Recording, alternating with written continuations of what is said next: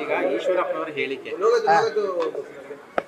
ದೇಶದ್ರೋಹಿಗಳಿಗೆ ಗುಂಡಿಕ್ಬೇಕು ಅವ್ರ ಮನೆಗೆ ನಾನು ಹೋಗ್ತೀನಿ ಗುಂಡಿಕ್ಲಿ ಅಂತ ಡಿ ಕೆ ಸುರೇಶ್ ಇವತ್ತು ರಿಯಾಕ್ಟ್ ಮಾಡಿದ್ದಾರೆ. ಆಮೇಲೆ ಈಶ್ವರಪ್ಪನವರ ವಿರುದ್ಧ ಎಫ್ಐಆರ್ ಆಗಿದೆ, ಕೇಸ್ ಆಗಿದೆ. ಈಶ್ವರಪ್ಪನವರು ನಮ್ಮ ಪಕ್ಷದಲ್ಲಿ ಸ್ವಲ್ಪ ಉಗ್ರವಾದಿಯವರು.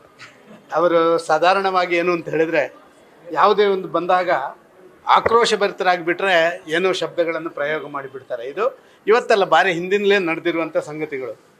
ಬಹುಶಃ ಬಾಯಿ ತಪ್ಪಿ ಈ ಮಾತನ್ನು ಅವರು ಹೇಳಿದ್ದಾರೆ ಅಂತ ನಾನು ಭಾವಿಸ್ತಾ ಇದ್ದೇನೆ.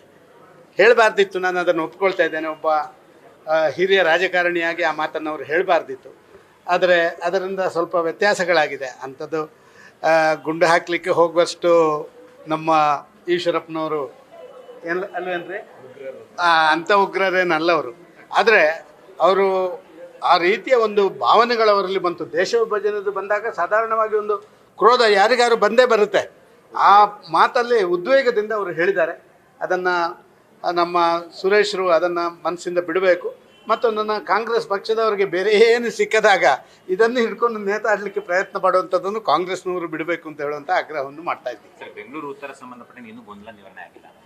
ಯಾವ ಗೊಂದಲ? ಇನ್ನು ಕೂಡ ಅಲ್ಲ, ಅಮಿತ್ ಶಾ ಬರ್ತಿದ್ದಾರೆ.